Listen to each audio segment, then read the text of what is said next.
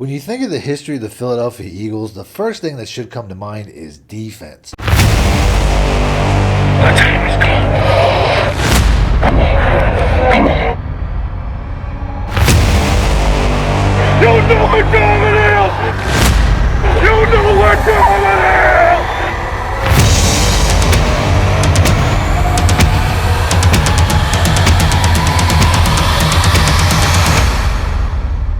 He's pile-driven by the rookie Cooper Dejean.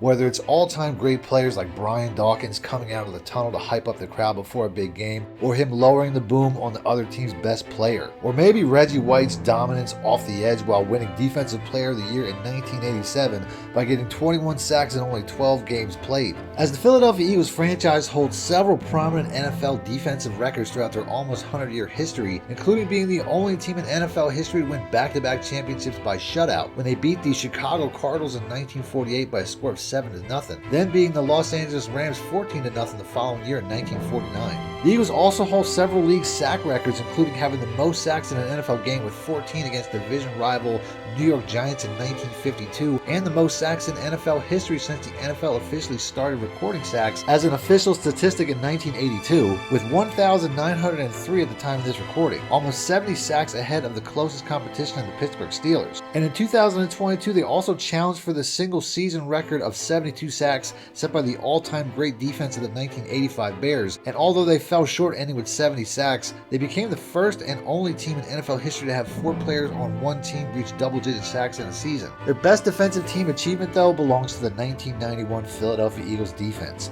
as that was the only defense in NFL history to finish the season ranked number 1 in pass defense, number 1 in run defense, and number 1 in total defense, and they did it by a wide margin, only allowing a ridiculously low total of 221 yards per game, which is the fewest yards allowed by any NFL team in a 16 or 17 game season, and it was also almost 25 yards less than the closest team in the New Orleans Saints. And while the NFL has changed a lot since the 90s from a run-first league to a pass-first league due to rule changes, the Philadelphia Eagles defense hasn't, as they once again led the entire NFL in yards allowed per game with 278 in 2024, and their closest competition was over 30 yards away. This team has a long way to go before they can be compared to the 91 Eagles defense, but considering they are literally the youngest defense in the entire NFL by average age of their starting players, and they're doing a lot of this while relying on 2 rookie cornerbacks in their secondary, it will be interesting to see what this group can become when these younger players become fully adapted veterans in the NFL. Diagnosed perfectly by the rookie Dejean. As it wasn't too long ago that this was one of the worst defenses in all of football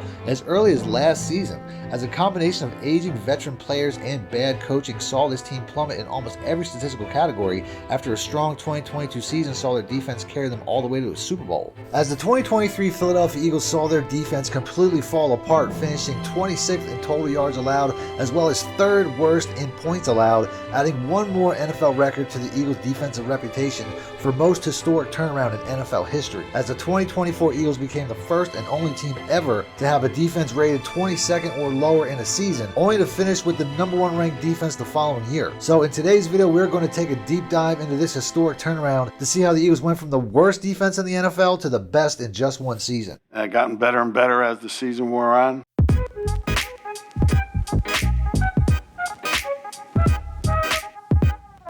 To fully appreciate the 2024 Eagles defensive season, we first have to understand just how bad the 2023 defense truly was. Oh, look at this. Another missed tackle. Oh my. Ray. Where the defense was so bad by the end of the season, they couldn't even do simple things like tackle. Ray, the tackling, oh my. Ray. The tackling. Practicing tackling every day is based off angles. When you see the angles of these guys and the way they approach tackling, it's crazy. Like nobody plays together. Put them in a cup. If you put them guys in a cup, you're not going to see big plays like this. But everybody's playing individual football, and that's insane to me, man. Going into training camp, the Eagles fans and front office were expecting another strong year, having just come off an almost historic season that saw the Eagles threaten the all-time single-season sack record for a team, while also becoming the only team in NFL history with 4 players on one team to reach double-digit sacks, with Hassan Reddick leading the team with 16, Josh Sweat, Brandon Graham, and Javon Javon Hargrave all getting 11 apiece, and future Hall of Famer Fletcher Cox adding 7 as well. The Eagles also had one of the best secondaries in the league that year with 6-time Pro Bowl cornerback in Darius on one side of the field and an all-pro cornerback in 2022 in James Bradberry on the other, who was infamously called for a controversial holding penalty in the final minutes of the Super Bowl that ultimately cost them the championship to end their season. I don't know, I think you let him play, finish this thing out. I don't love that call. In the following offseason, the Eagles front office had a lot of players on expiring contracts and not enough money to retain them all, as the Eagles ended up losing about half their starters on defense to free agency, including both starting linebackers in Kaiser White and TJ Edwards, who was 7th in the NFL in tackles that season, their best interior pass rusher in Javon Hargrave, who was 3rd in the league in sacks for defensive tackles with 11, and both starting safeties including CJ Gardner Johnson, who led the entire NFL interceptions despite playing only 12 games. As GM Howie Roseman instead chose to re-sign its aging veteran cornerbacks in Darius and James Bradberry, as the pass defense plummeted from the #1 pass defense in the entire league in 2022, holding opponents under 108 yards passing per game and finishing 2nd in total defense by less than 1 yard per game to the San Francisco 49ers, all the way to 31st by allowing 252 passing yards per game and finishing 26th in total yards allowed. But the decline of James Bradberry was the most severe, whether he lost a step due to age or whether he was just destroyed mentally after getting called on such a devastating penalty that cost his team the Super Bowl, we will never know. But his coverage stats tell the story, as he went from having 4 interceptions and only giving up 2 touchdowns all of 2022 to allowing 9 touchdowns and only having 1 interception in 2023. As his QBR rating went from 51.8 when being targeted, which was the lowest in the entire league in 2022, as he was literally Pro Football Focus's #1 rated cornerback in coverage in that season, to ballooning all the way up to 112 in 2023, which ranked him 69th out of 79 total NFL quarterbacks that reached the minimum snap count. And all of this was highlighted in a Week 15 matchup while the Eagles were still playing for the #1 seed, where the Seattle Seahawks needed a touchdown with only about a minute to play. They would target James Bradberry on every single play of that drive, as he ultimately gave up a touchdown in the waning seconds, costing them the game. The 10-play drive, 92-yard drive,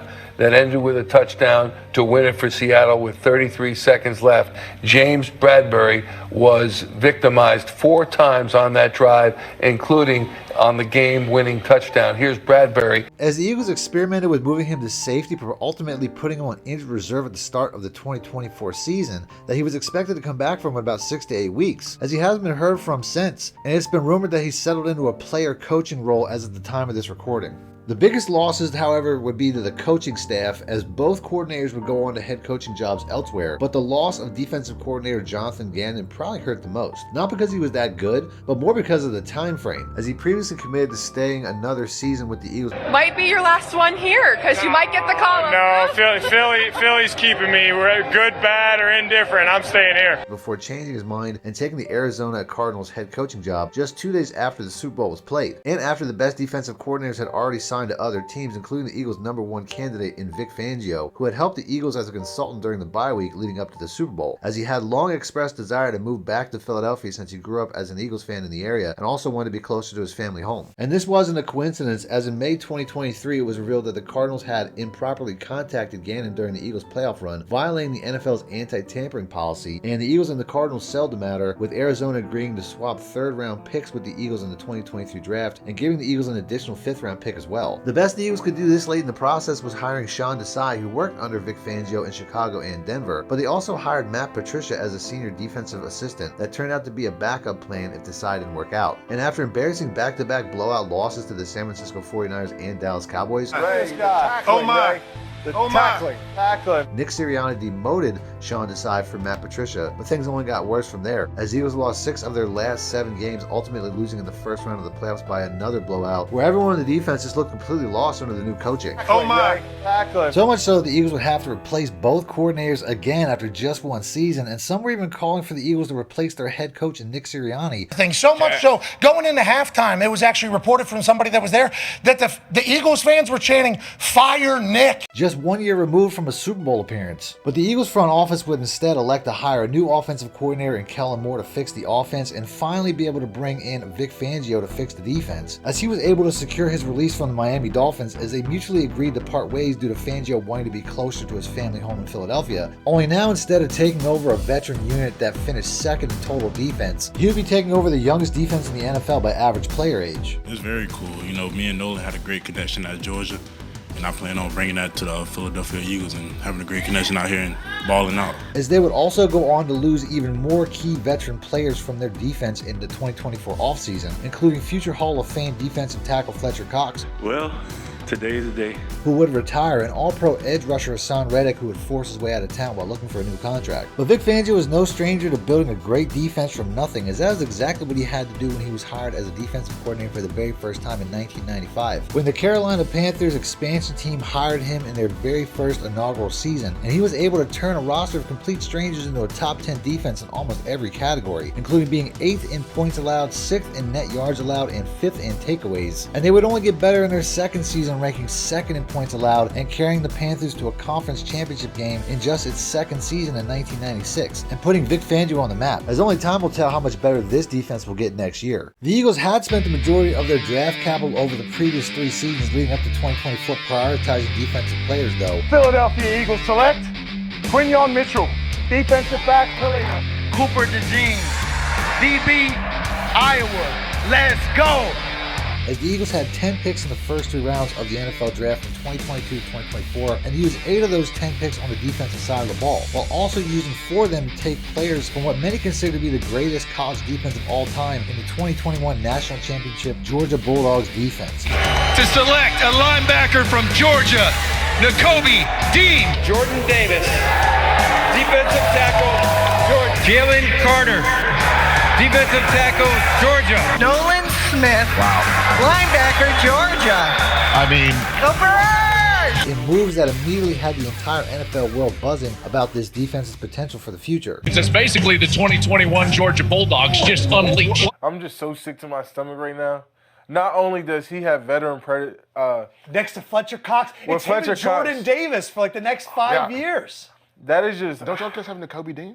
Oh yeah, we're just Georgia North. I just think the Eagles like Georgia, but I'm just sick. I'm just sick to my stomach right now. As Jordan Davis had been a reliable run-stopping force in the middle for the Eagles defense, and Nakobe Dean has slowly turned into one of the best playmaking linebackers in the league before his season-ending injury in the playoffs against the Green Bay Packers. As he didn't get a single start his rookie season sitting behind TJ Edwards, but Nakobe Dean would get injured the following season once he got his chance to start, missing all but 4 games, as he wasn't even guaranteed the starting spot heading into training camp this year, and he had to earn his way onto the field after the Eagles signed 2 free agent linebackers in the offseason to compete with him. Not only did he earn the starting job in camp, but he also earned the green dot on the back of his helmet, meaning that he would be the one calling the plays and communicating responsibilities in the huddle. Of course, I want to play. As he proved to be the heart and soul of this defense with his intelligence and leadership on the field this past season. As he finished the season 12th in the league in solo tackles with 72 despite missing 2 games, while adding 3 sacks and finishing tied for 2nd in the NFL with 2 fumble recoveries as well. While Nolan Smith Jr. had a hard time getting on the field his rookie season behind an elite rotation of edge rushers that had several former Pro Bowl players only to get 1 sack his rookie season while starting 0 games as opportunities were limited. But the team would have to rely on him more after Brandon Graham would be lost for the season with a torn triceps injury in week 11. Tore my tricep, but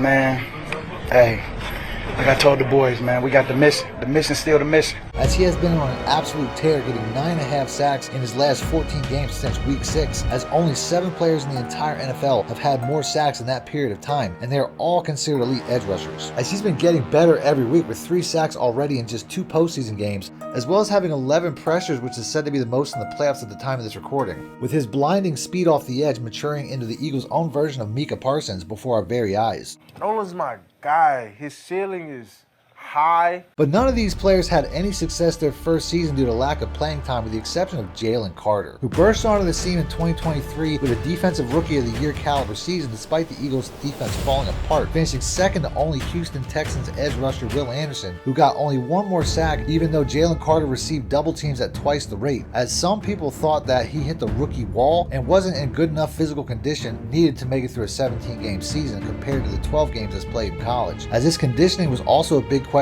entering the draft. Of all players in this year's draft class, there was one who couldn't afford to have a bad pro day workout, and it was Jalen Carter. He showed up 9 pounds heavier than he was at the scouting combine. He didn't finish positional drills because he was cramping up and breathing heavily, and he didn't run the 40-yard dash. And it was one of the reasons that he slipped to the Eagles at number 9. But he put all those concerns to bed this season as he quickly turned into the best defensive tackle in the NFL, commanding constant double teams on almost every play, while also playing over 90% of the game's snap counts in 8 of the last 11 games. And his 966 62 snaps on the season, or more than any other defensive lineman on the entire team, and almost 100% of the snaps in the Eagles' 20th game of the season against the Rams in their most recent playoff game at the time of this recording, as you could not have looked more fresh at the end of this game, making the final 2 plays needed to preserve victory for the team, with a huge sack on 3rd down to make it 4th and 11, before getting an instant pressure on the last defensive play of the game to force an errant throw and send the Eagles to the NFC Championship game for the 2nd time in 3 years. Incomplete! Philadelphia to the championship game! The following draft in 2024, the Eagles would use their first 2 draft picks to address their aging secondary by selecting Quinyon Mitchell from Toledo and Dejean from Iowa, who were both considered to be 2 of the best cornerbacks in the entire draft, but no one would be able to predict the immediate impact that these young rookie corners would have, as they would help to completely turn around this pass defense while both making the all-rookie team in their first season, and both being named finalists for Defensive Rookie of the Year, which will be announced later in February.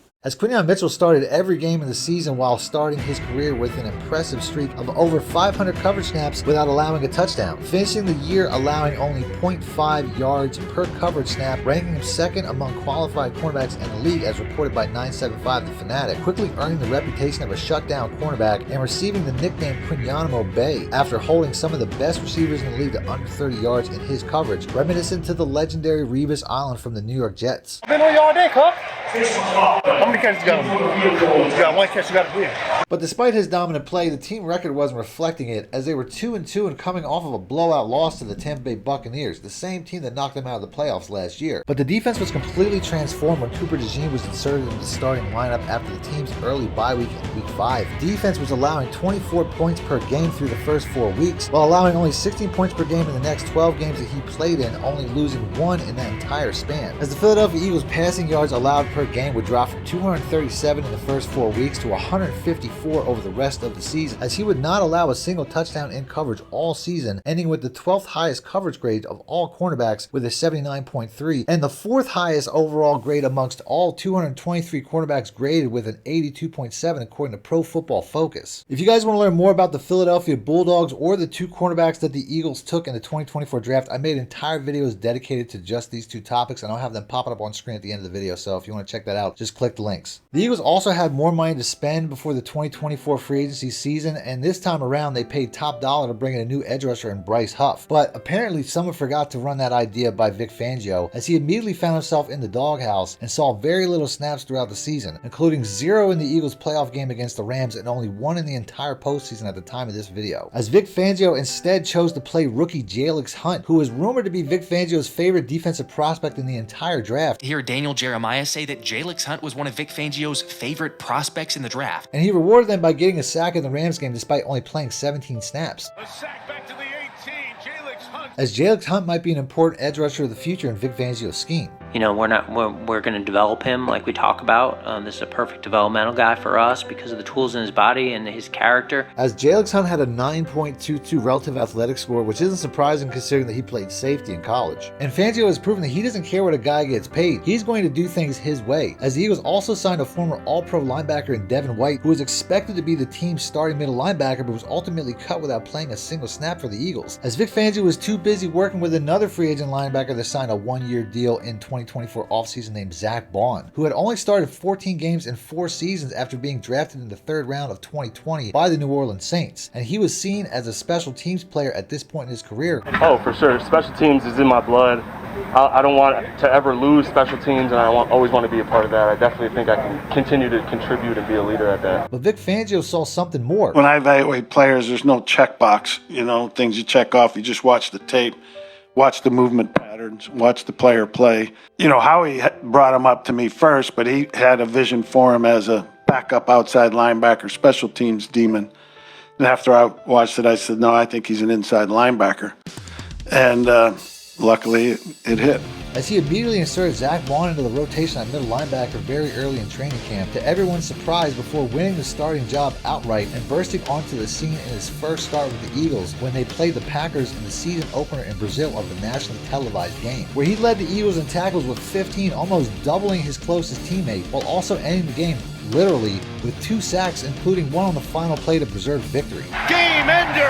Who else else but Zach Baun. And putting the entire NFL on notice, as he would go on to have one of the greatest seasons a linebacker would ever have, eclipsing his career totals with the Saints in every category in just one season. First team All-Pro, Pro Bowler, 151 tackles, 11 TFLs, 3.5 sacks, 5 forced fumbles, 4 PBUs, and 1 interception. While putting up season numbers that would mirror Luke Kuechly's Defensive Player of the Year winning performance in 2013, while allowing less yards in coverage, having more forced fumbles and sacks, becoming the only player in NFL history to have 150 plus tackles and 5 forced fumbles in a season, which was good enough to get him as a Defensive Player of the Year finalist for 2024, as well as being Pro Football Focus's Breakout Player of the Year, as the awards won't be announced until February. Partnering him with former draft pick Nakobe Dean to form one of the best linebacker tandems in the entire league. The Eagles also brought back a familiar voice in free agency in Chauncey Gardner Johnson that never wanted to leave in the first place. I'm back. As he said he wanted to stay in Philadelphia and was upset that they didn't have enough money to sign him.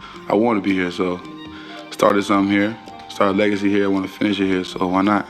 To pair him with teammate Reed Blankenship to form one of the best safety tandems in the NFL, who first burst on a national scene when he replaced CJ Gardner Johnson due to injury against the Green Bay Packers and the reigning MVP in Aaron Rodgers, who tried to test the rookie in his very first game. Look at it, it's intercepted. Read by Blankenship. But Ed Reed Blankenship showed the entire NFL that he can play right away by becoming the first undrafted free agent rookie to ever intercept a future Hall of Famer in their rookie season. And he did it again the very next year to his predecessor Jordan Love in the first game of the season in a play that looked almost identical. Dangerous.